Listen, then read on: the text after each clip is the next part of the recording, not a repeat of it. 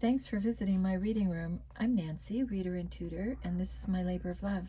I'm also a small business owner of West Coast Polar Ice, Italian ice and frozen specialties. My Facebook page is West Coast Polar Ice, and I'm a huge fan of reading aloud on a regular basis. I believe that our country needs strong, fluent readers with great critical thinking skills now more than ever.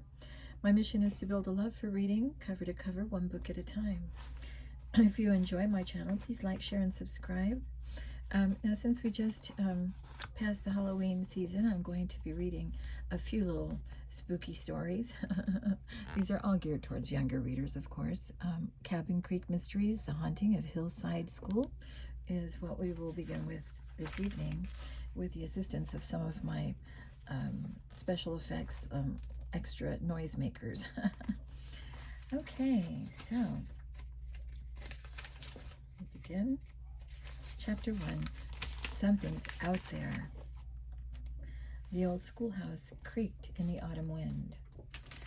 9-year-old Clara Posey was upstairs in her after-school pottery class when suddenly she turned to look out the window.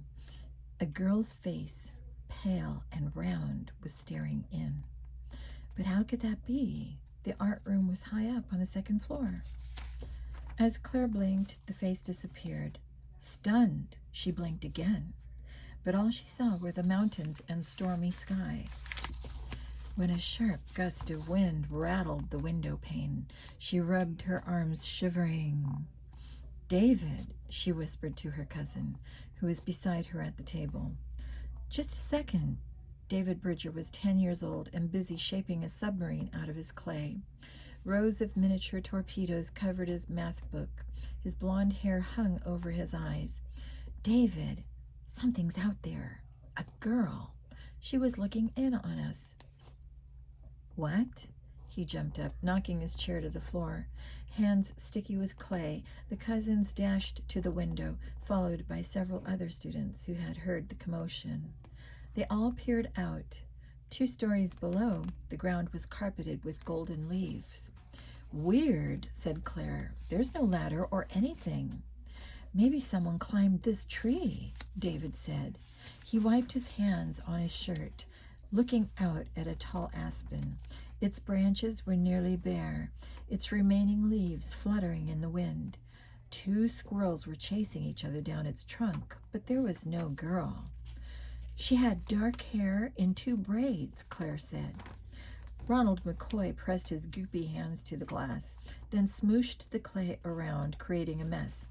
He was Claire's age. "So what do you see now?" he said to her. "A ghost?" Ooh, I'm so scared."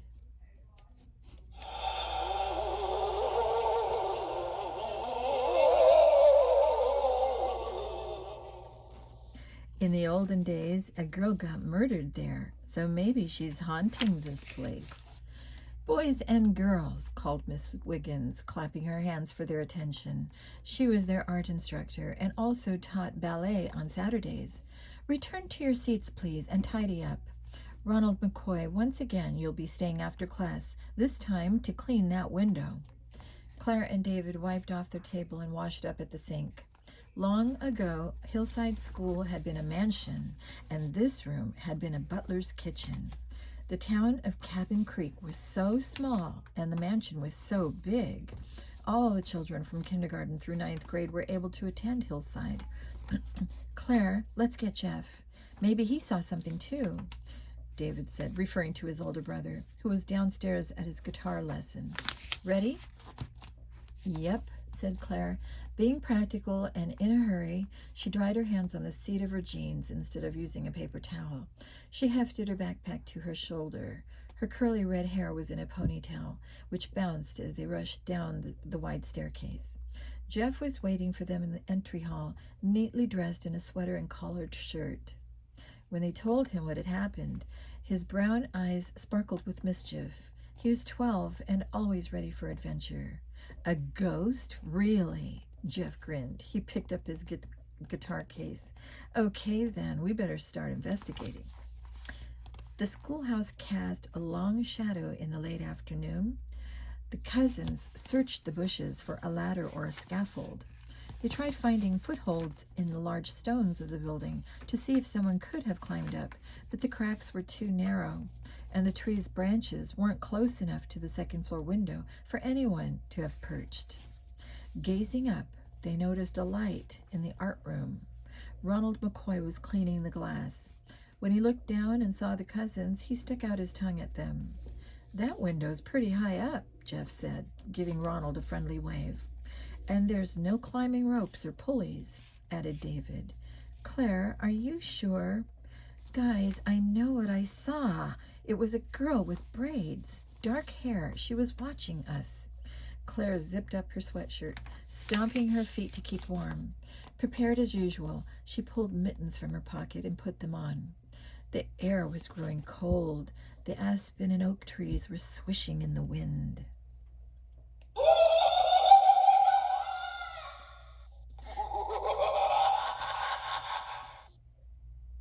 Leaves swirled across the lawn with a noisy crackle.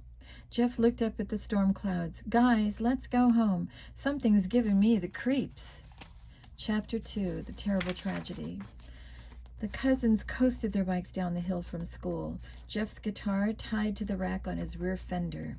Town was so close that they reached the Western Cafe without having to pedal.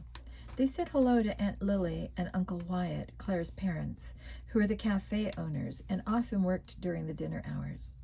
Next, the kids rode to the animal hospital, where the boy's mother, Dr. Daisy Bridger, was the veterinarian. Not wanting to worry their parents, they didn't mention the mysterious face Claire had seen. However, as soon as they reached the trail that cut through the woods, they rode as fast as they could. Black clouds were bunched up over the mountains, riding into the wind. The cousins kept glancing behind them toward their school on the hill. "What if it was a ghost?" David cried as their wheels crunched over twigs and pine needles. He had forgotten his sweater again and was shivering. "I don't believe in ghosts," Claire yelled. "Then why are we riding so fast?" Jeff asked. "Just in case," cried David. "Plus, it's freezing out here."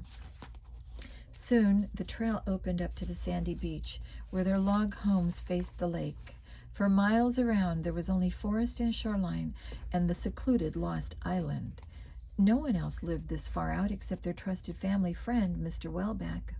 His cabin was up a twisty road that also looked out over the lake.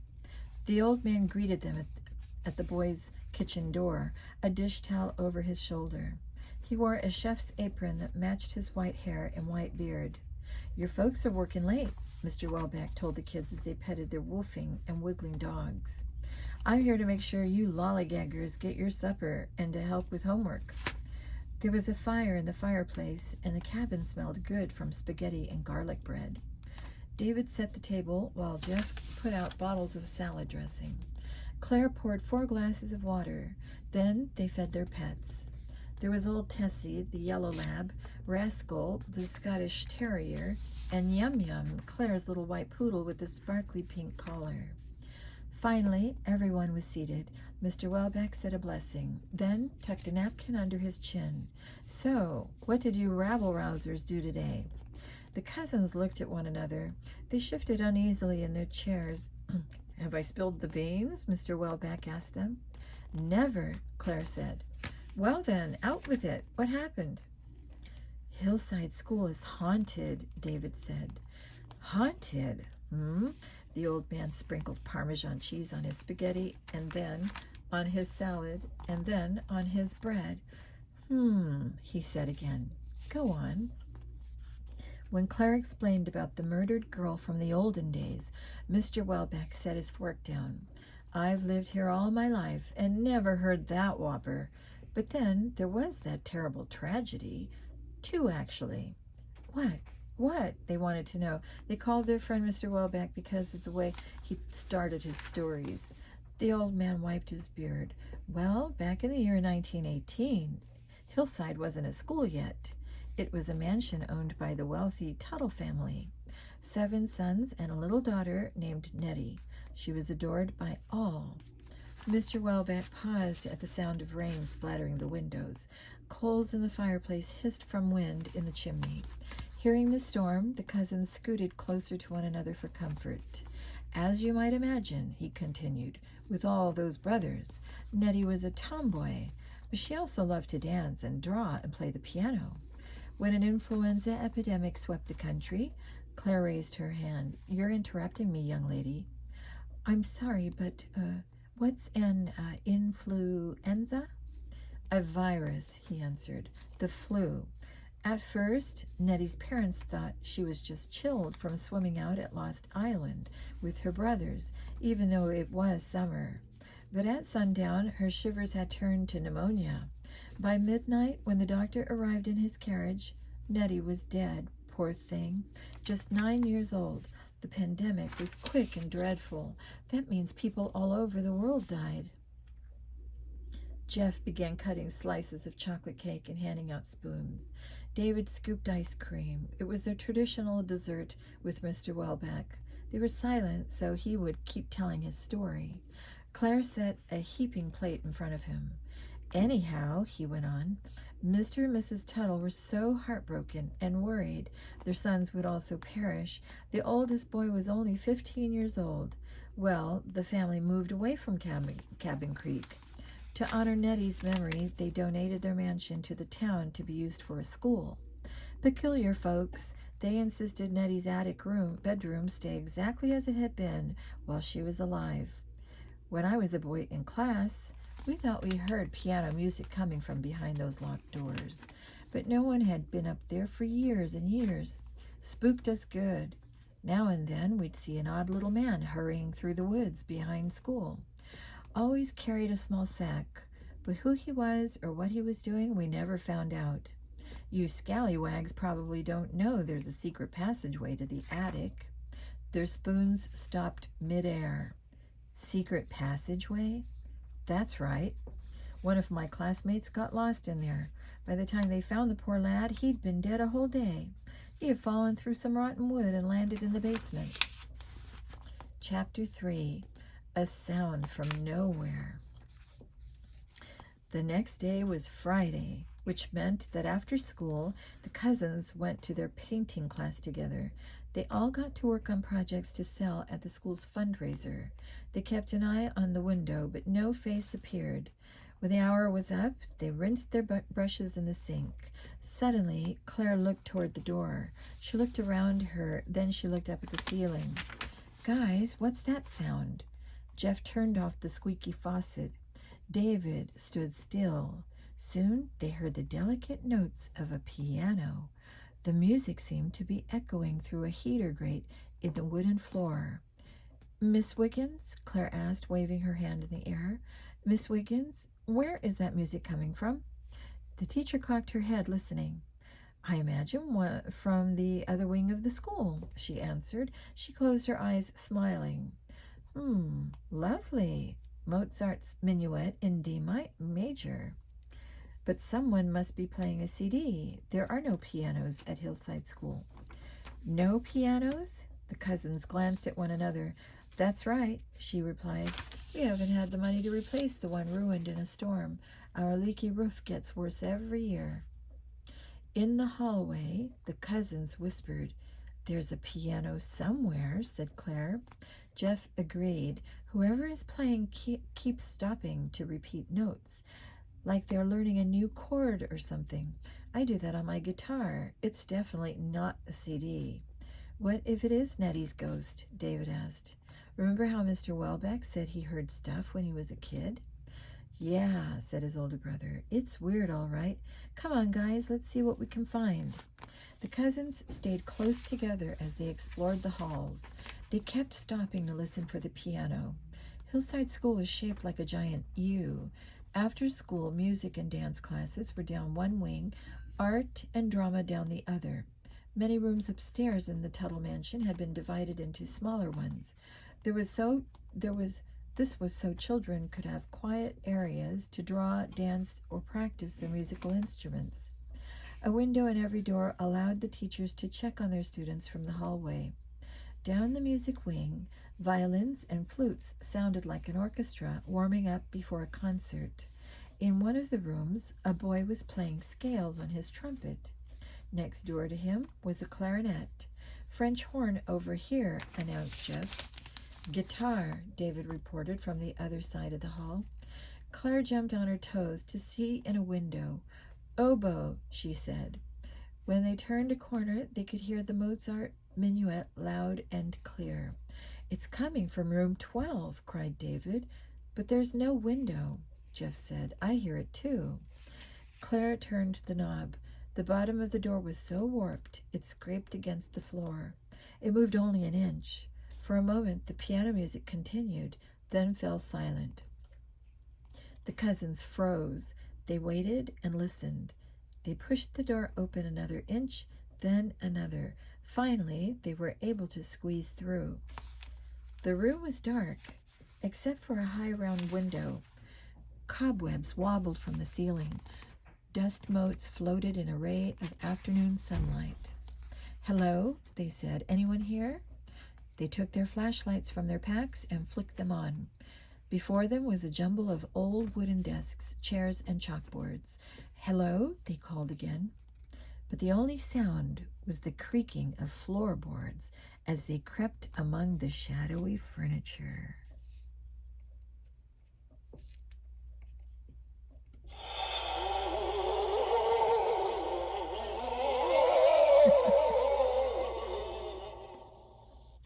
Then they saw the piano. It was an upright, dark with water stains. Its keyboards sagged. A wooden stool was covered in dust. Jeff tapped his finger over the black keys, then the white ones. The note plunked and clunked like spoons on a tin can. No one could have played Mozart on this old thing, he said. It's way out of tune.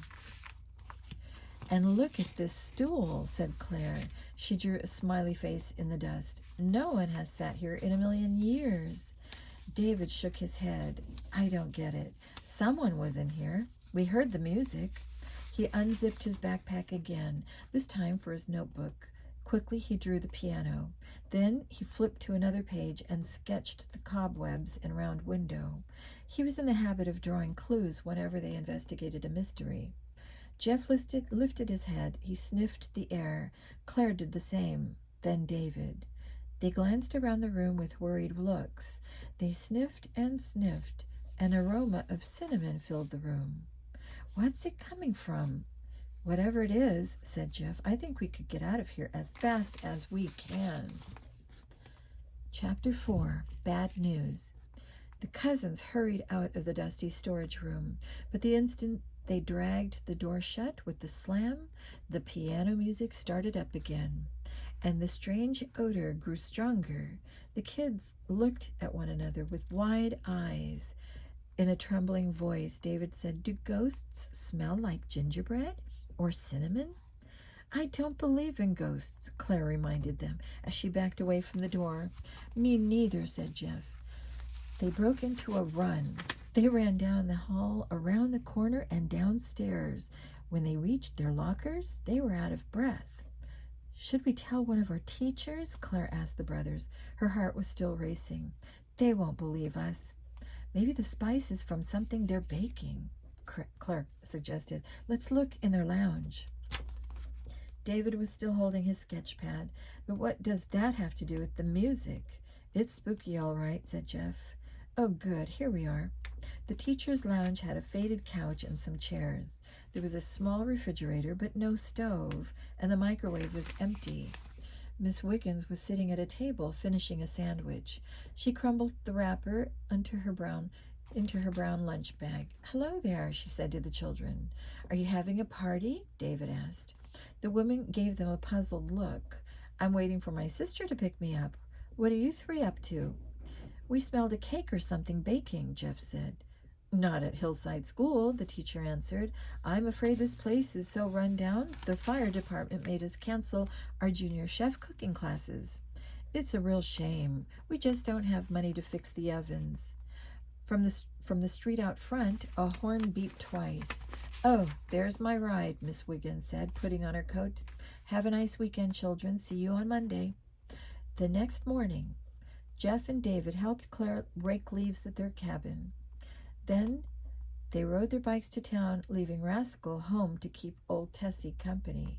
Yum Yum was bundled in the basket on Clara's handlebars, warm in a little blue sweater that matched Clara's. They liked exploring town on Saturdays. First, they went to the bakery and each bought an oatmeal cookie and a small carton of chocolate milk. They sat out front in the sunshine where they could see the lake. Nearby were two men in business suits drinking coffee with their pastries.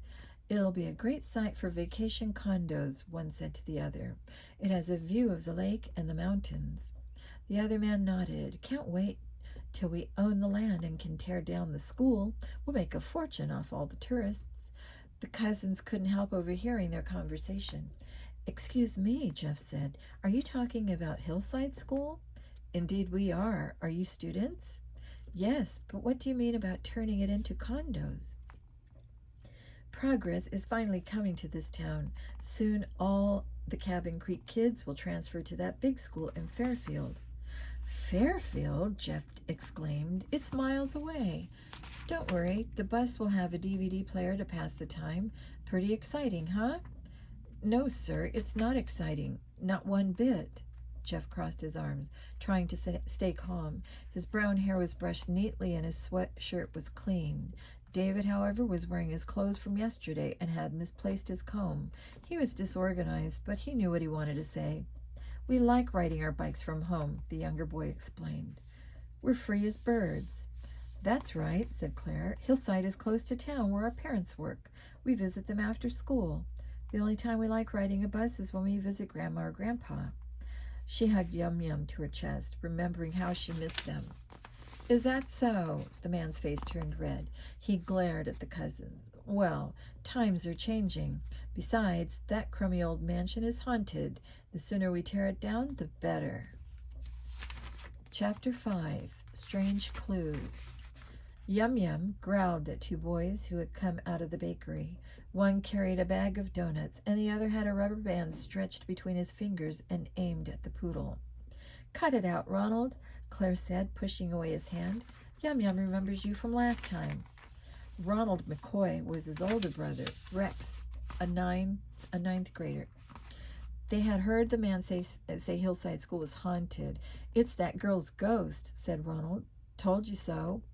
Rex bit into a jelly donut. With his mouth full, he said, "It's about time we get a new school. Fairfield's awesome." "Says who?" Jeff wanted to know.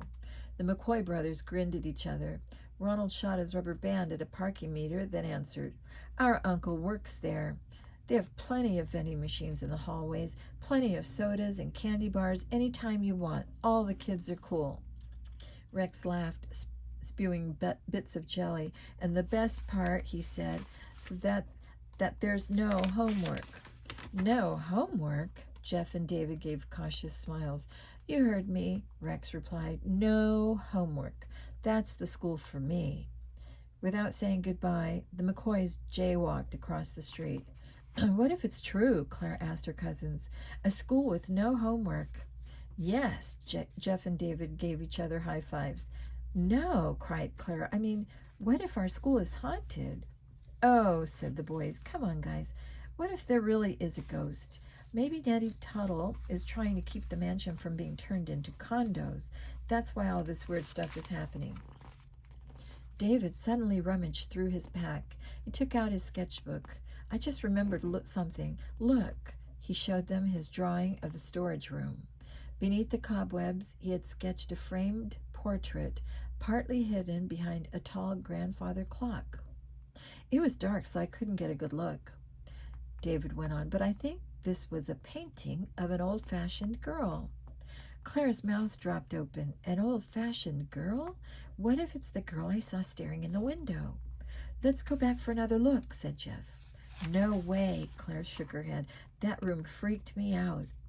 As Jeff gathered the chocolate milk cartons to throw into the trash, he had another idea. "Let's go to the library." "What for?" asked David. "I mean, I love the library, but our books aren't due till next week." "Remember those newspapers from the old days?" Jeff said. "Maybe we'll find a picture of Nettie Tuttle." "And find more clues," Claire cried. She jumped up and carried Yum Yum to her bike. tucking the little dog into her basket. The library faced the park, the hardware store, and a new antique shop. The cousins sat at a window table with a stack of Cabin Creek Gazette issues from 1918. These are actual photocopies from the old newspapers, bound in large books. Jeff and David turned the pages in one volume, reading about airplanes during World War I. "Check out this bomber," Jeff said. "It looks ancient." "Yeah, cool." David was busy sketching a soldier's uniform with a round helmet. "Hey, listen to this," Claire interrupted. She started reading. After Nettie Tuttle's funeral, the attic was sealed off so her bedroom would be undisturbed forever. Then the good ladies of Cabin Creek hosted a reception at the Blue Mountain Lodge. To honor the little girl's memory, the ladies served what had been her favorite dessert. Guess what it was, guys? What? Spicy gingerbread men with cinnamon buttons. Get it? Spicy cinnamon. Do you think that's what we smelled yesterday at school when we heard the piano music? Jeff thought a moment. This is too weird. Hey, David, could you write down these clues so we could keep them straight? Number 1, a face in the window, but no one was there. Number 2, piano music in room 12, but the piano is wrecked and the stool is dusty.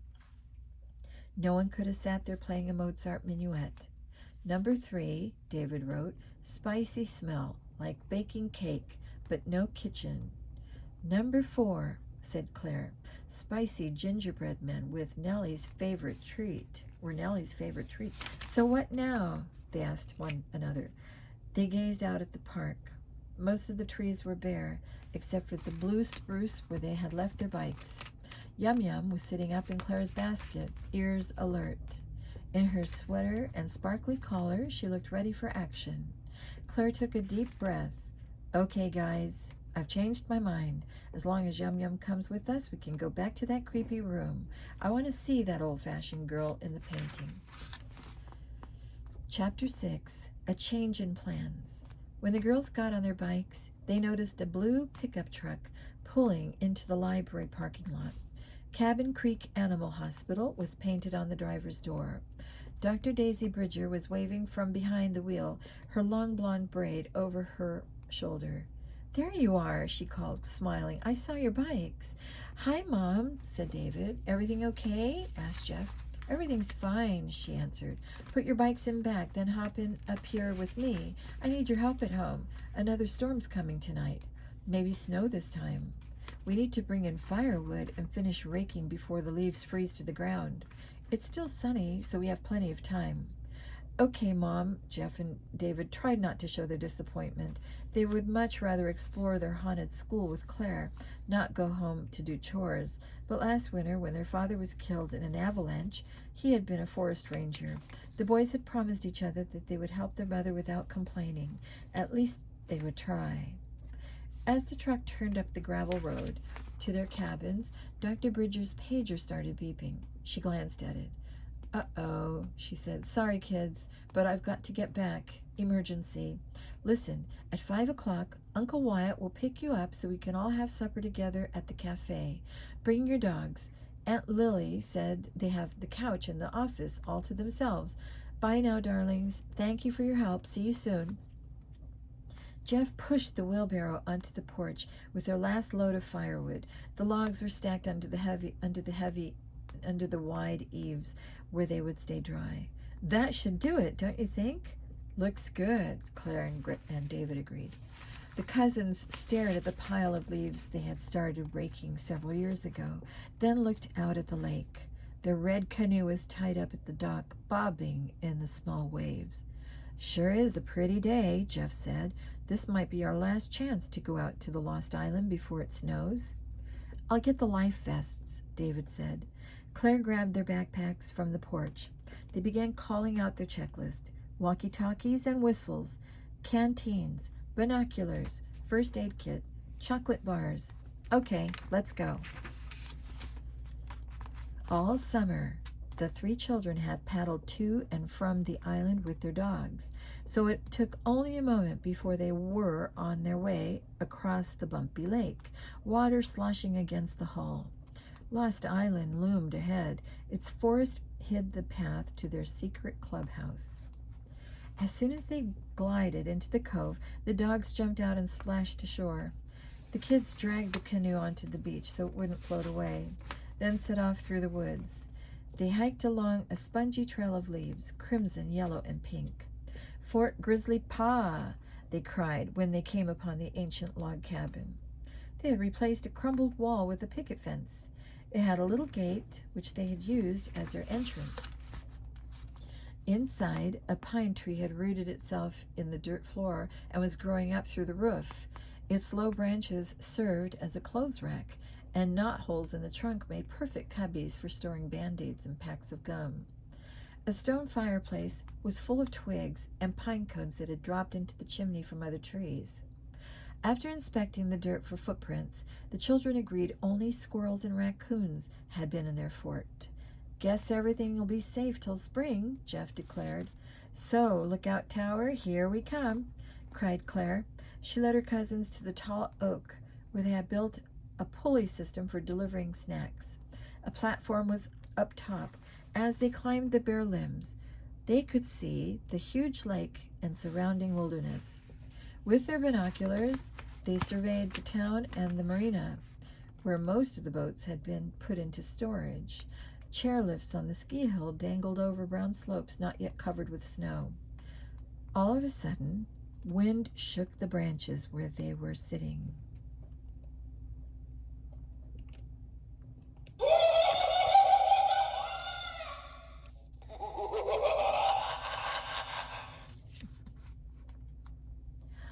The sky darkened as gray clouds streaked across the sun. "Guys, we better head home quick," Jeff yelled. "Look at the lake. It's getting rough." David was pointing. "Wait, over there, Hillside School. See the window up by the roof?" Claire and Jeff focused their binoculars. A light was shining from the attic. "Maybe it's sunlight reflecting off the glass," Jeff suggested. As the oldest, he tried to be logical and calm as his father had been. "No way," said Claire. "Clouds are hiding the sun. I think someone's in Nettie's room." David said, "But it isn't sealed off. That's what Mr. Welbeck said, and so did the old newspaper. Then why is a light on?" The cousins kept looking. When they saw the shape of something moving inside the locked-up room, their hearts started beating fast. They swallowed, then, without a word, began scrambling down the tree.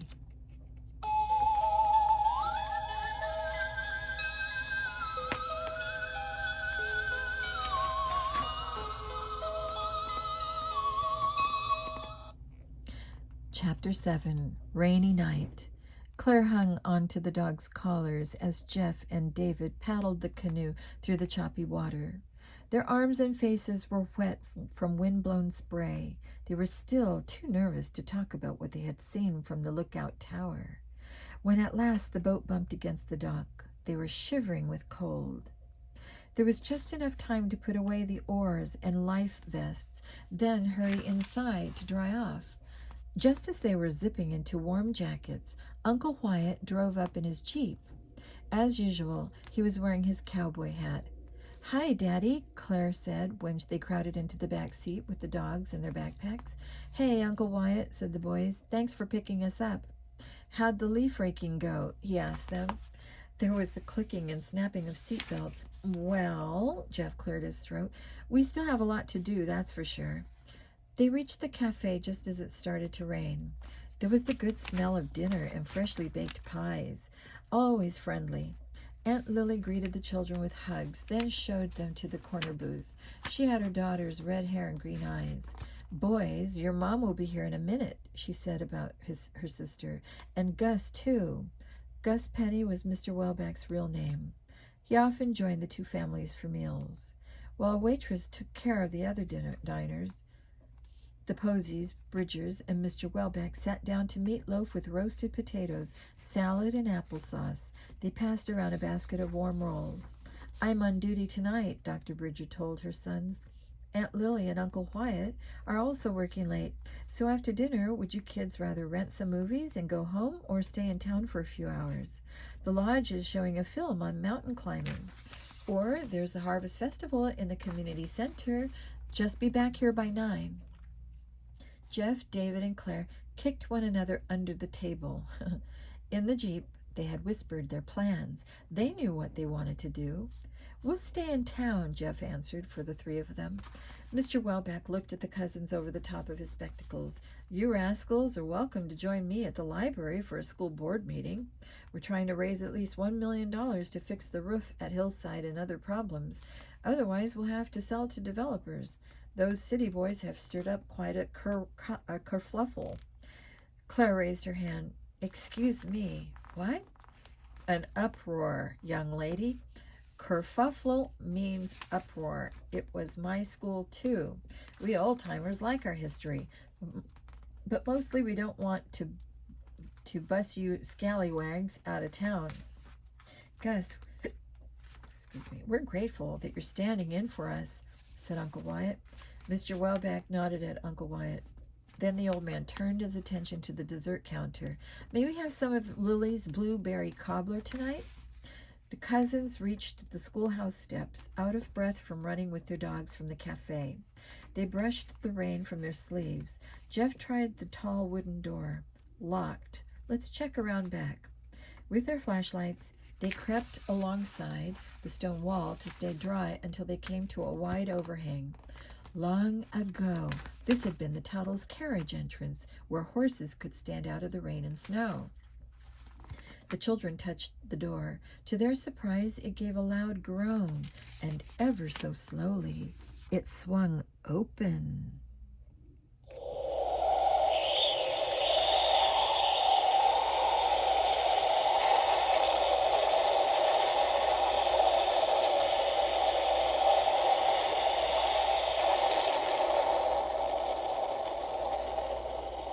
Yum Yum and Rascal trotted inside as if they knew the place, followed by old Tessie. Jeff carefully latched the door behind them. It was pitch dark, except for their beams of light swinging here and there.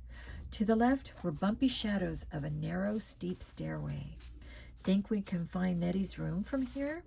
David called over his shoulder as he climbed 2 steps at a time, the dogs leading the way. "David, wait! Let's stick together in case someone really is up there. Remember what happened to Mr. Welbeck's friend." Jeff peered into the shadows, trying to see the light from his younger brother, but David was already far ahead. "Where is he?" Claire asked. The floor creaked beneath their slow steps as they continued upward. The stairwell was frigid, and they could feel a cold draft coming from a broken window.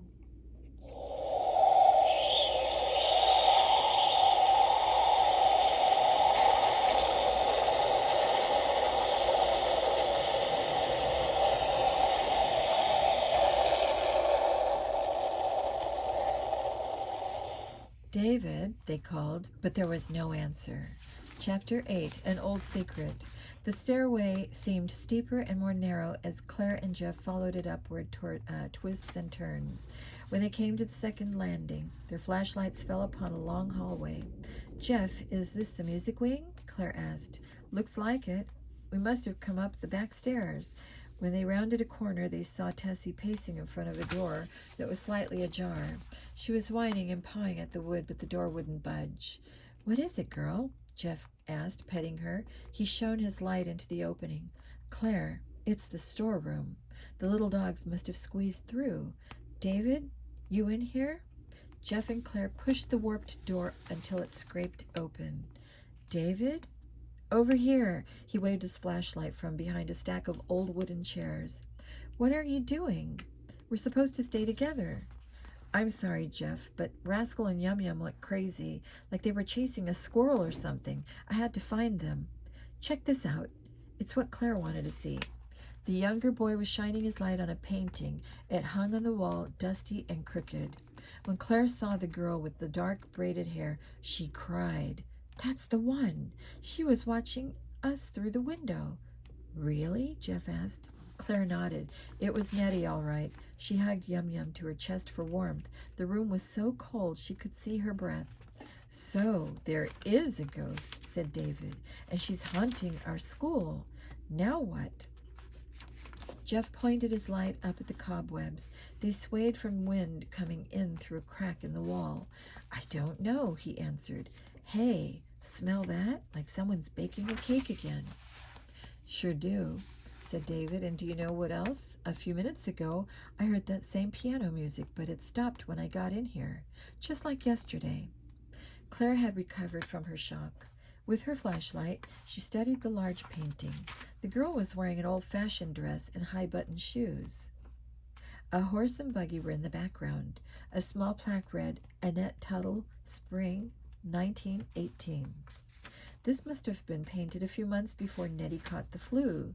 Claire touched the frame, trying to straighten it, but when she did, an icy draft rushed at them, as if from a tunnel.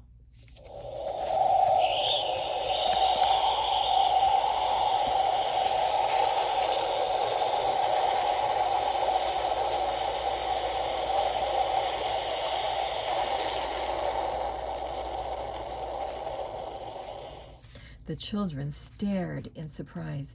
Before them was an opening in the wall that had been hidden behind the artwork. They lifted the painting and set it on the floor, then peered into the hole. Their flashlights revealed more cobwebs and another dark stairway going up. In hushed voices, they said, "The secret passageway." Claire turned to Jeff and David. Their faces were dark in shadow. "I'll go up if you go up." "But isn't this where Mr. Welbeck's friend fell?" Jeff wondered. The cousins were quiet. In a soft voice, Claire said, "We'll be careful, right, David?" "Right." The older boy looked at the glowing dial of his watch. "I don't know, guys. It's after 8 o'clock. If we're not back by 9, Uncle Wyatt and Aunt Lily will worry about us exploring. Then they'll tell Mom. And with all of them worrying, we might never be able to solve this mystery." "Well, how about if we're real quick?" David suggested. Jeff took a deep breath. "Okay," he said, 10 minutes. We've got to be back here in 10 minutes. The children ducked into the passageway, following the yellow beams of their flashlights up and up and up the stairs, David in the lead. But no sooner had the younger boy turned a dark corner than there was a frightening crunch. Claire stopped. "Did you hear that?" she whispered. Jeff listened to the darkness. They could hear a muffled cry. It seemed far away. "Is that—" "Help!" someone cried. Chapter 9. Danger. "Help!" the voice cried again. "Hurry!" "Oh, no, it's David," said Claire. "Do you think he—" "I sure hope not," Jeff answered. They swept their lights side to side. The narrow stairway was so steep it was like climbing a ladder. "Help! We're coming!" Claire and Jeff yelled. Around the corner they found their dogs, whining and worrying over a hole in the floor. All they could see of David were his hands clinging to a broken step. He was trying to pull himself up through the rotten wood where he had fallen. 4 stories below him were the stones of a damp basement. His legs dangled in mid-air. "Guys, hurry, I'm slipping." "Hang on," Jeff cried. He and Claire dropped their flashlights and each grabbed one of David's arms, but the sleeve of David's jacket ripped away from Claire's grasp. "Ugh," David cried when he felt her let go. "I'm gonna fall." "I got you, buddy," Jeff said. "Try again, Claire." This time she clutched David's shirt. Together she and Jeff pulled and pulled until David's elbows could rest on the step. Then Jeff dragged his brother up by the seat of his pants until he was safe on the stairway. David was hunched over, his hand on his racing heart. He was trying to catch his breath. "Are you okay?" Jeff asked, ruffling his brother's hair. "I think so." "Phew, you guys found me just in time. I didn't see the hole until my leg went through it. It freaks me out to think one of the dogs could have fallen, and Mr. Welbeck's friend." "David, you're bleeding." Claire pointed to his scraped arms. Then she rummaged in her backpack for the first aid kit. "Hold still, so I—" Bam! A loud noise came from downstairs. What? What was that?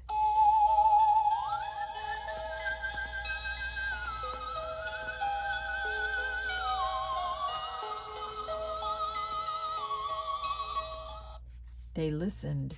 They could hear the wind outside, but nothing else. Sounded like a door slammed, David whispered. What if we're locked in this place? Claire shone her light down the steep stairs. Well, we can't stay here forever, she said. And look, the dogs aren't nervous. Let's keep going.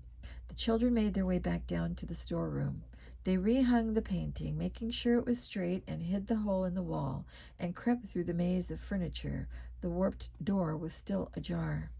David said, This thing hasn't budged. That noise must have been the door where we came in. But I closed it tight, Jeff insisted, and latched it. The only way it could have slammed shut is if someone opened it. Are we being followed? Claire thought a moment. Maybe it was the janitor going home for the day. Then why did I hear piano music before? David asked, and remember, we smelled a spicy cake again. The cousins pondered these things while Claire cleaned David's scrapes with gauze and Bactine, as her mother had taught her. Jeff held a flashlight so she could see. With her tweezers, she was able to pull some splinters from David's bloody arm. He was so relieved he hadn't fallen to the basement. He didn't complain that Claire's Band-Aids were decorated with pink flowers. It was snowing when the children left the dark schoolhouse. A streetlight revealed footprints in the new snow. Someone was here, David exclaimed. Ghosts don't wear shoes or slam doors. They bent down to study the tracks. They remembered their father teaching them how to read fresh snowfall for signs of animals or humans. Weird, said Jeff. There's no tread. Can't tell if they're from boots or sneakers, but this person was running. See how far apart the feet are, one in front of the other? And it was only a few minutes ago, David added. Snowflakes haven't covered him up yet. I wonder who it was. Jeff checked his watch. We're in luck. It's only 8:30. The tracks lead straight to town, so we have time to follow them. Let's go. Because it was Saturday night, the stores were open late. The cousins followed the prints back past the bookstore and pharmacy, past the bakery, a jeweler, and then the library. Next door to the hardware store was the new antique shop, but there were so many footprints along that part of the sidewalk, the cousins couldn't see where the running person had gone. We lost him, David said. Now what? Hey guys, check this out. Claire was looking in the window of Grace's Antiques at a toy train set.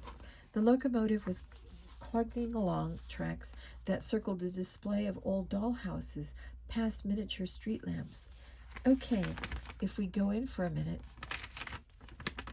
she asked. The cafe's just around the corner, so we won't be late. The brothers sighed, frustrated about the mysterious footprints. Okay, they said. The children leashed their dogs to a bench. When they entered the shop, a tiny bell jingled against the door. Hello, Claire said to the owners, Mr. and Mrs. Garcia, who were new to Cabin Creek. May we look at the trains? Please be our guests, the man answered. It smells good in here, like a bakery, David said. Why, thank you. Along with antiques, we sell wind chimes and scented candles, said the woman. They make nice gifts. They're very homey. Jeff went over to a shelf where there were some fossils of ancient bugs. He liked prehistoric things. As he was examining them, he noticed a stout red candle burning there. This one smells like cinnamon gummy bears. We also have pumpkin pie candles, said Mr. Garcia. Lemon zest, vanilla pudding, spice cake, you name it. At the mention of spice cake, the kids exchanged looks. Do you have any that smell like gingerbread? Claire asked. Oh, yes, answered Mrs. Garcia. We've only been here open for 1 week, but so far, that is our most popular candle. It seems that everyone in Cabin Creek loves the aroma of gingerbread. Chapter 10, Another Fright. After saying goodbye to Mr. and Mrs. Garcia, the cousins hurried outside and around the snowy corner. They walked into the cafe at 9 o'clock sharp. While waiting for Aunt Lily to close out the cash register, they sat at a table with cups of hot cocoa. David opened his sketchbook and began writing a new list of clues. Number 1, Claire dictated to him, a scented candle. I bet someone at school has one that smells like cinnamon or gingerbread. And since the antique store is new, maybe the person just brought it. That's why we never noticed an aroma until now. At least that's my theory. But who? Jeff wondered. It must be someone who doesn't care about the fire hazard. And how come we only smell cinnamon or whatever it is when there's piano music? Piano music coming from nowhere, David reminded them. That's number 2. Number 3, said Claire, a slammed door and footprints of someone running away from the schoolhouse. Don't forget number 4, Jeff added. Remember from the lookout tower how we saw a light in the school attic and something moving. Number 5, said David, writing quickly with his pencil. The painting of Nettie Tuttle looks like the girl Claire saw at the window. Sure seems like a ghost is playing tricks on us. Claire leaned over the table so the boys could hear her whisper. I bet the secret passageway has more clues. We have to go back. Okay? Tomorrow. Tomorrow, the brothers whispered. But Sunday turned out to be a family day at home. The dusting of snow had melted, so the children finished raking leaves in their yards. They helped Uncle Wyatt carry the canoe, rowboat, and paddles to the shed to store for winter. Later, they helped Mr. Wellback stack firewood on his cabin porch, then invited him to supper. Not until the dishes were done that evening did the cousins finally settle at the Bridger table to do their homework. The next day after school, Jeff and David were learning origami in their art class. They were supposed to be folding their colored sheets of paper into pretty ornaments to sell at the school fundraiser, but instead the brothers were making paper airplanes. David launched one of his with the flick of his wrist. It soared up to the ceiling, circled, then made a gentle landing on the windowsill. The very window where outside a face was now looking in at them. The brothers blinked and stared, but the face vanished. They jumped up from their table. Bridger boys, called Miss Wiggins before they had taken one step. Back in your seats, please. You can do all the walking around you want when class is over. 5 long minutes later, Miss Wiggins rang the little bell on her desk, excusing everyone for the day. Jeff and David ran down the hall to pick up Claire at her flute lesson. While explaining to her what they had seen, the 3 put on their sweaters and rushed out into the cold afternoon air. Over here, Jeff said, running down the steps. He led them to the bushes below the art room window. Let's look for footprints. It took only a moment for Claire to shout her discovery. The brothers peered over her shoulder. The melted snow had left mud below the shrubbery, where there were several strange prints. All were the size of a teacup, about 2 feet apart. This reminds me of Dad's ladder, said Jeff. Remember last year when he put up Christmas lights? Guys, I'm sure someone was here a few minutes ago. See, the prints are fresh. David set a piece of his notebook paper on the ground. With his thumb, he measured the shapes, then drew them in his notebook. He labeled them number 6, a ladder for spying on the art room. But where did it go? Let's keep looking, Jeff suggested. If we find it, maybe there'll be more clues. They walked around the schoolhouse until they came upon a gravel path. It led to a grove of pine trees where there was a large shed. Claire said, I've seen the gardener put stuff in there. Let's look, but quick. I'm getting cold. The cousins hurried over to the tree. The shed door was just like Uncle Wyatt's garage, with the handle on the bottom. A padlock dangled there, unlocked. When Claire tugged at the handle, the door opened easily, sliding up and overhead. They took their flashlights from their packs and peered inside. There were rakes, shovels, coils of garden hoses, and bags of potting soil. The largest item was a riding lawnmower with a tall seat. And hanging lengthwise against one of the walls was an aluminum ladder. Here it is, cried Jeff. David held his drawing against the bottom stubs of the ladder, which were caked with mud.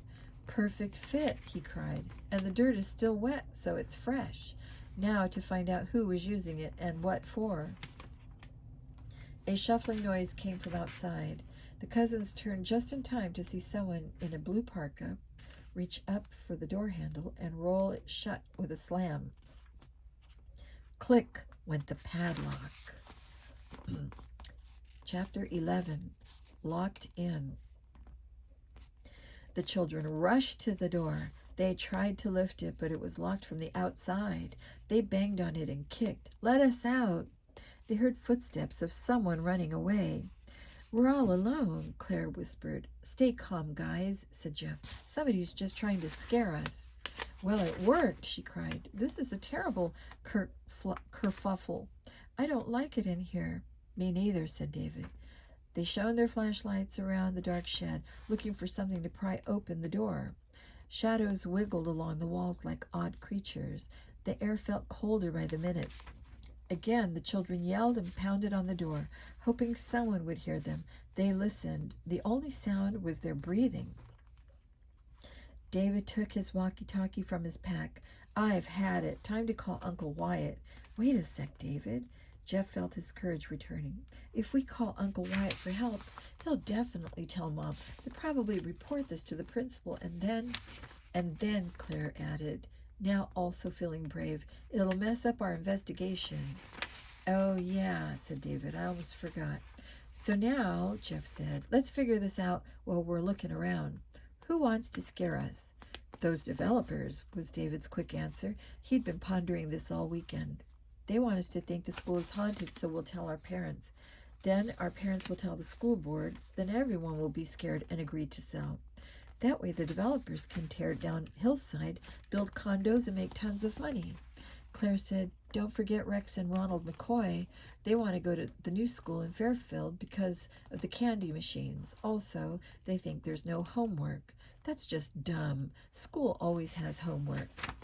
"I still can't figure out the face in the window," said David, "or the piano or the spicy cake smell." "Same here," Jeff replied, "except maybe someone is sneaking around the school with a candle from Grace's Antiques." "That seems like something the McCoy boys would do," Claire said. "They don't care about rules or safety. I bet the developers are paying them to scare people." "Right," David agreed. He had climbed onto the lawnmower seat and was pretending to drive. "I think we should rev this thing up and bust out of here, right through the wall." Jeff was giving the mower a good look with his flashlight. He walked around it, studying the ground. "Guys, I think I found a way out of here." Jeff showed them the muddy tire tracks in front and behind the mower. "Looks like the gardener drives this in through that door where we came in, then out through here." He shone his light again against the back wall. There was a thin crack down the middle from top to bottom. Touching it, he could feel cold air. "It's a double door," Jeff said. "See, there's a latch up high, holding the two sides together." He stood on a toolbox to unlock it, but the door only rattled. It didn't open. Claire knelt on the floor. "Here's another latch," she cried, "but there's stuff in front of it." Together, the three children pushed aside some hoses and bags of soil to reach the bottom lock. At last, the doors swung open like a pair of arms, and the cousins ran out into the frosty air. Late afternoon light was slanting through the woods. They ran to their bikes and rode home as the sun was setting, arriving just in time for dinner. In painting class the next day, Claire heard the mysterious but gentle music of Mozart's Minuet. Once again, it was coming from the heater grate. She gave Jeff and David a knowing smile, and they nodded in return. Miss Wiggins stopped for a moment to listen, also smiling. A baking aroma drifted into the art room, but the cousins seemed to be the only ones who noticed. They tidied up their easels, then washed their paintbrushes at the sink. When Miss Wiggins rang her little bell to dismiss class, they got their backpacks and calmly left the room. This time, the cousins had a plan. Chapter 12, An Astonishing Sight. The music wing was lively with students practicing their instruments. Many were planning to perform solos or duets at the fundraiser. Everyone was trying to earn money to save Hillside School from being sold to the developers. At room 12, the cousins could still hear the Mozart Minuet. Ever so carefully, they pushed open the door so it wouldn't scrape the floor, then quietly closed it behind them. This time, the mysterious music didn't stop. It kept playing. They flicked on their flashlights. The warped piano was as silent and dusty as before. However, the portrait of Nettie Tuttle was crooked again. Someone or something had moved it. From the eerie shadows, the children gave one another nervous glances. They opened their backpacks to put on knit caps and sweaters so they would be warm. Then Jeff took out a flat board they had found in Uncle Wyatt's shed. It was 2 feet long, long enough to cover the broken step. David had a tube of superglue and several shims, thin pieces of wood that could help wedge the board between the walls after being glued. It would be a bumpy repair, but at least no one else would fall through. Without speaking, the cousins then lifted the painting from the wall and ducked into the cold passageway. They crept up the stairs, their lights aimed in front of them to avoid any broken wood. But when they came to where David had fallen, the step had been covered with a metal cooking pan. Claire bent down to look. "Someone's been here," she said. They stared at the pan. Then Jeff nudged it. It wobbled, exposing the gaping hole. "It's still dangerous," he said. "Claire, shine your light while David and I glue down our board." Whoever put this thing here didn't know about fixing things. As the cousins continued upward, the music grew louder, and the aroma of sweet spice grew stronger. Finally, they came to a small door. "Ready?" Jeff whispered. "Ready." Jeff turned the knob, pushing the door open to the attic. Their flashlights revealed an eerie scene. "Wow," said Claire. "This must have been Nettie's room." Frilly curtains were at the window. A canopy bed was covered with a patchwork quilt. On the pillow was a porcelain doll in a lacy dress and tiny black boots. The doll was sitting up straight with a doll smile, as if Nettie had just put her there and run outside to play. Beside the bed was a small 3-legged table. On it was a Bible and a kerosene lamp. It was unlit, but its glass chimney was shiny clean. A baby carriage in the corner had several teddy bears dressed up in bonnets and bows. Claire whispered, "The roof hasn't leaked up here, and it's not dusty. It's perfect. Like a museum." "A girl's museum," said Jeff. "Yuck." "I bet this is where she died," David said. He took out his notebook and quickly sketched the bedside table. Just for fun, he drew the doll with wild frizzy hair and frizzy eyebrows. The cousins stared at the unique and antique toys and furniture. They tried to imagine the young girl who had gone to Lost Island with her brothers so long ago. A tinkling of piano keys came from another room. They turned their flashlights off so they wouldn't be seen, then ducked into a low hallway. A curtain hung at the end of the dark hall. It rippled in the draft, revealing a light up ahead. The children tiptoed until they could take a peek behind the curtain. Before them was a cupola, a tower-like room with windows on 5 sides. It was empty except for an extraordinary sight. A young girl was playing a piano. She had brown hair in 2 long braids and was wearing an old-fashioned dress in high-buttoned boots. The cousins were too astonished to move. "Nettie?" they whispered. "Nettie Tuttle?" Chapter 13. More questions than ever. The girl at the piano was playing Mozart's Minuet in D major. "Nettie?" the cousins whispered again. The girl didn't respond. Her hands seemed to float over the keys as the music continued. "It's a ghost," David whispered. "It can't hear us." "I'm going to see if it has a face," said Claire. She edged along one of the walls for a closer look. The room was warm from candles that smelled like gingerbread. Suddenly, the girl jumped off the stool, her hand over her mouth. "You scared me," she cried. Claire stepped forward. "It's you! I saw you looking in the upstairs window. Please don't tell anyone I'm here. I'll get in trouble."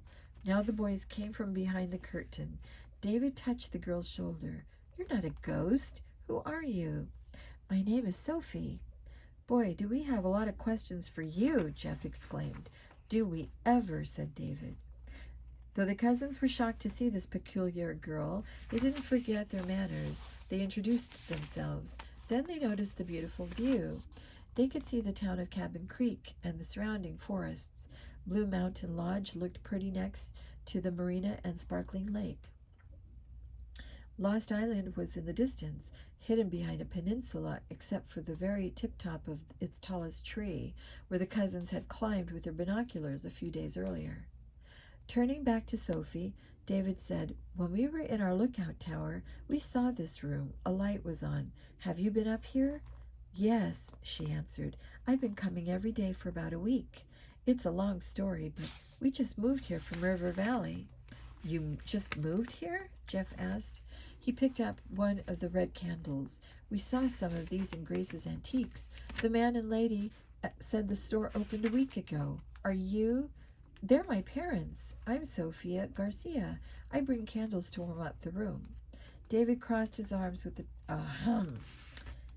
"Well, that explains all those good smells.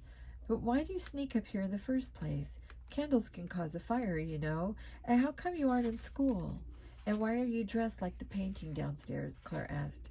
"No offense, but you look like you're from Little House on the Prairie." "I know," Sophie replied. "See, we had 2 moving vans. One was full of antiques and old-time costumes for the store. The other has the stuff for our house, our furniture, my school clothes, my piano. I really miss my piano. Anyway, that van broke down in the desert and is being fixed. When we drove to Cabin Creek, I was wearing sweatpants and a t-shirt. That's all I have with me. So when Mom puts them in the laundry, she lets me borrow this outfit from the store. I wear her coat over it to go outside. It's totally embarrassing." Sophie looked down at her long skirt. "I'm in 3rd grade. No way will I go to class wearing this, or sweatpants, or pajamas. And since we don't have money to buy extra clothes, Mom and Dad said I don't have to start school until our van gets here. They gave me workbooks for keeping up.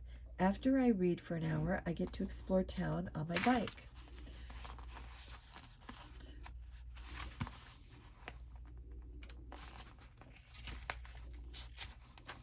"But they would worry if they knew I'm up here alone." Claire liked the bravery of this new girl. "Your secret is safe with us," she said. From her backpack, she took out a bar of chocolate. She broke it into pieces to share, then passed around her canteen. "Hey, thanks," said Sophie. "I'm starved." Jeff was thinking, "So, were you here the other night when it was snowing?" "Yeah, I heard noises downstairs, so I was as quiet as possible. I blew out the candles. It was freaky going down in the dark. When I got to the junk room, 2 little dogs were there, so I hid." "Rascal and Yum Yum," said David. "So that's why they went bonkers. You're the one who slammed the door and ran to town."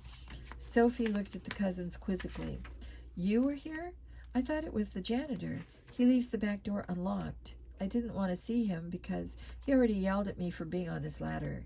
He said it was dangerous and he hurried away with it. I was just trying to see what a classroom looked like without kids laughing at my clothes.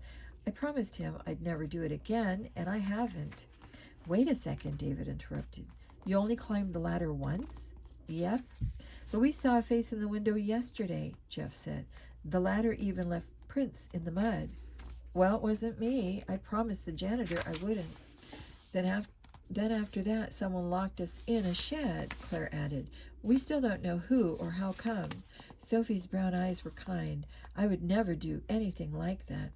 "Are you the one who put a pan on that broken step?" David asked her. "Yes, just to cover up the hole. I'm glad you guys didn't fall in." Even though the cousins had just met Sophia Garcia, they believed she was telling the truth, but now they had more questions than ever. Chapter 14. Some Answers. The 4 children sat on the floor of the cupola, warmed by the candles. While they shared another chocolate bar, the cousins described everything they had learned about Nettie Tuttle. They also told about the men trying to buy the building. "Oh, I hope Hillside School isn't torn down," Sophie said. "I really like it here. It's cozy. You guys would hate the one in Fairfield." "How do you know?" Jeff asked. "That's where I went before," she replied. "All the kids from River Valley are bused there. It's humongous. I have 2 baby brothers, and that's why my parents moved their antique store up here. They love the mountains, and they want us to grow up in a small town." "What about the candy machines and no homework?" Claire wanted to know. Sophie laughed. "Oh, there's homework, all right. It's the high school that has soda and candy machines in the halls. My parents were really mad about that. They say schools shouldn't make money by selling junk food to kids." Sorry to change the subject, David said, but there's still a puzzle we haven't solved. He had opened his sketchbook to their list of clues. Remember what Mr. Welbeck told us? How when he was a kid, he and his friends heard mysterious music? Right, Claire said. It was only once in a while. Also, sometimes they saw an odd little man with an odd little bag sneaking through the woods behind school. But they never knew who the man was, Jeff continued, or what he was doing. Sort of like us trying to figure out the guy who locked us in the shed. This town sure has a lot of mysteries, said Sophie. You're not kidding. Is this your first time up in this room? Sophie asked the cousins. Yep, said David. We've lived here our whole lives. How'd you find it? Sophie fiddled with one of her braids, looking thoughtful. Then she smiled. I like exploring. My first day I found the music wing. The doors to all those little rooms have windows except one. I wondered why, so I opened it and snuck inside with my flashlight. You know the painting of that girl? It was crooked. When I tried to fix it, I felt a breeze. From the secret passageway, Claire cried. Yeah, it's secret all right. All those cobwebs and more stairs. I thought, oh, cool, maybe there's a skeleton or treasure up there. But what about that hole in the floor? David asked. How'd you keep from falling? I was going super slow, Sophie replied. When I saw it, I started counting steps. I counted going up and going down. That way I always knew where it was. That's how I discovered this place. You like solving mysteries too, Claire exclaimed. Oh, yes, she said. My dad calls me Sophie the Sleuth. And you're good on the piano, Jeff said. Thank you. I couldn't believe this one sounds so pretty. It's really weird for an old piano not to be out of tune. Anyway, that's why I kept coming up here to practice. Also, I like looking out the windows at town and the lake and all the kids coming and going. I can't wait to start school for real. David sketched a map in his notebook. On the top he wrote, for Sophie the Sleuth. Here's how you get to our cabin from town, he told her, tearing out the paper. Our mom loves having company. We'll ask if our families can have supper together. We can talk about the fundraiser. It's next weekend. How much money does our school need? Asked Sophie. The cousins smiled. Sophie had said our school. She was definitely their friend. To fix everything up, Claire gave a usual shrug. Oh, about $1 gazillion. Sophie started blowing out her candles. Let's go. There's something I have to show you guys. Chapter 15. Sophie the Sleuth. The children gathered the snuffed candles, then put them in Sophie's pack. By flashlight, they hurried from the cupola, downstairs and outside. First, let's ride to my parents' shop, Sophie said. While they were unlocking their bikes, Jeff glanced toward the woods where the shed was sheltered. The double doors were open, and a teenage boy was carrying out a ladder over his shoulder. He was wearing a striped ski cap, mittens, and a parka, a blue parka. It's Rex McCoy, Jeff whispered. The cousins marched over to the teenager. Sophie stayed by the bike rack, embarrassed by her long dress. Whoa, Rex said when the three approached him. What are you doing with this ladder? Jeff asked. Huh? Are the developers paying you to scare us? What are you babies talking about? I'm cleaning leaves from the gutters of this crummy old school. What else? Some of us have jobs, you know. So it was you looking in the window yesterday, David said. Yeah, what about it? Claire pointed to the teenager's sleeve. Someone in a blue parka locked us in the shed yesterday. Was it you? Rex set the ladder on the ground. I came right back to let you out, but you had already flown the coop. I was just teasing. You can't go around doing stuff like that, Jeff said. It's not funny. Are you still trying to pay back your dad for his boat that you wrecked? Claire asked. Yeah, it's taking forever. Well, if you want to keep your job, said David, you got to stop playing stupid tricks. Rex looked down at his feet. His shoulders sagged. I hate working. I wish I could make money making paper airplanes like you guys. I'm sorry I scared you. The cousins glanced at one another. They felt sad for the teenage boy who was always getting in trouble. Okay, said Jeff. We'll see you later. We've got things to do. The path to town went through the woods. Sophie led the way, but suddenly she skidded to a stop and jumped off her bike. She held a finger over her lips for the cousins to be quiet. Then she motioned for them to follow her. They dragged their bikes under the boughs of a pine tree and crouched in the cold dirt. Through the branches they could see a man creeping through the trees. He wore a hooded jacket that hid his face and a backpack. Twice he stopped to look around, as if he were listening. The children didn't move. They watched him come closer and closer. When he came out of the woods onto the trail towards school, he passed their hiding place. "Shh," David said, but he shushed so loudly the stranger heard him. He stopped and turned around. Afraid to move, the children watched the man's shoes. Slowly, he walked toward them. Soon he was so close they could read the Converse label on his sneakers. "I know you're in there. Come out." Still, the children didn't move. If you don't get out here by the count of 10, I'll drag you myself." When he ducked low to see under the tree, his hood fell away from his face. The children were astonished to see a young woman with curly blonde hair. She didn't look at all scary. "So it's you," the woman said to Sophie. "You've really messed things up for me. Come on now. Get out from there. What are you kids doing hiding in the woods? It's getting dark." The children pulled their bikes from under the branches. Jeff said, "You made us nervous. You weren't on the path like normal people. We should report you for sneaking around our school," David said. "And who are you?" Sophie asked. "What do you mean I've messed things up?" The woman took a deep breath and looked skyward as if trying to be patient. "I'm a piano tuner," she said. "I've been trying to do my job. But you," she pointed to Sophie, "have been up in the attic this past week. Every time I went up those stairs, there you were. I shouldn't have chased you away, but I'm not supposed to make any ruckus." "So you've been tuning Nettie's piano?" Claire asked. "Twice a year," she answered, "ever since I graduated from music school. It used to be my grandfather's job. A super rich family from long ago left money for that piano to stay tuned and for the furniture up there to be dusted. It's a secret. Only me, the janitor, and some lawyers know about it."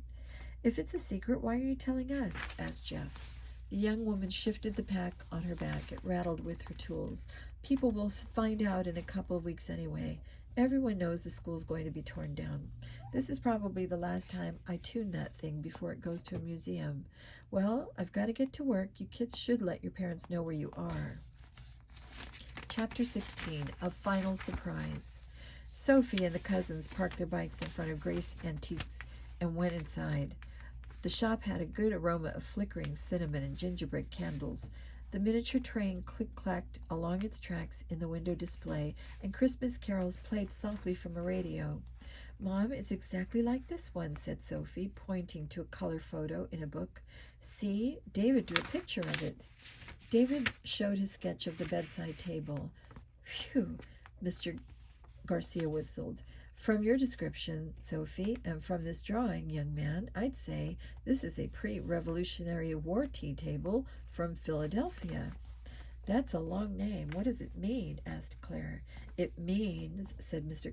Garcia, removing his glasses, "that it's more than 200 years old, before the American Revolution. If it's what I think it is, this dainty three-legged table is worth a fortune."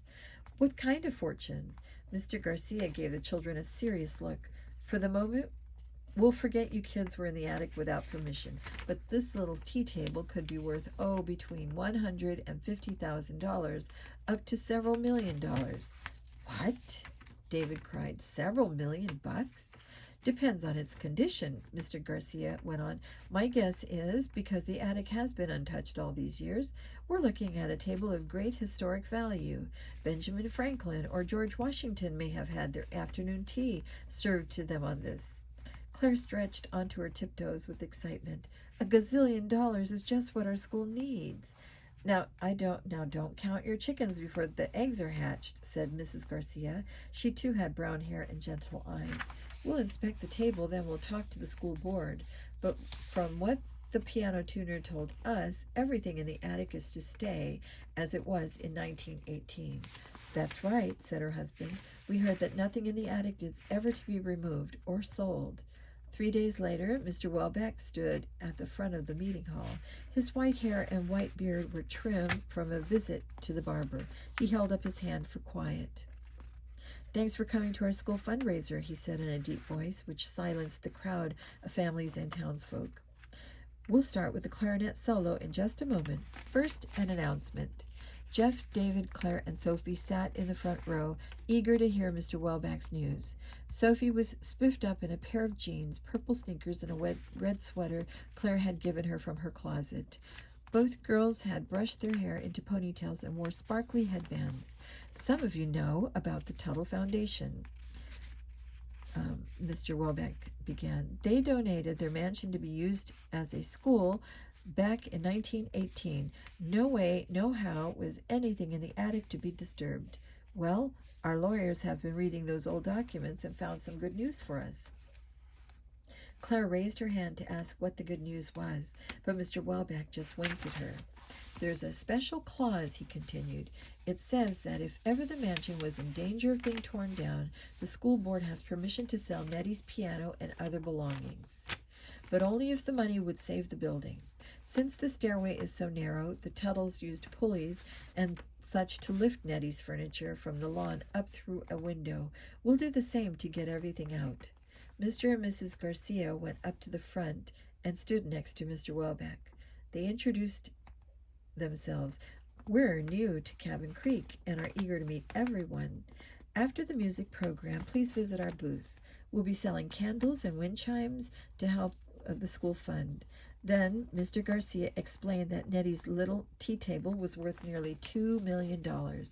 At first the crowd was silent. Then there was a murmur of voices. $2 million. People were asking one another. Finally, as the good news sunk in, everyone erupted in cheers and applause. That's not all, Mr. Welbeck said, again waiting for the crowd to quiet. As president of the Cabin Creek Historical Society, I'm organizing an exhibit for the museum. We'll call it Nettie's Room. The first thing we'll do is replace the tea table with a look-alike so everyone will know the story. As adults murmured their approval, Mr. Welbeck held up his hand one more time. Now my favorite part, he said. There's enough money to turn the attic into an observatory. We'll have telescopes. The sky is so clear up here in the mountains. Children can study the stars and planets. I myself will teach the scallywags. Astronomy will be fun. The audience broke into applause. The cousins wiggled in their seats from all the good news. First off, they loved watching the stars at night. Second, Hillside wasn't haunted after all, and it wasn't going to be turned into condos. Third, they would still be able to ride their bikes to school. And best of all, they had a new friend who also liked to solve mysteries. And I hope you enjoyed that story. Good night.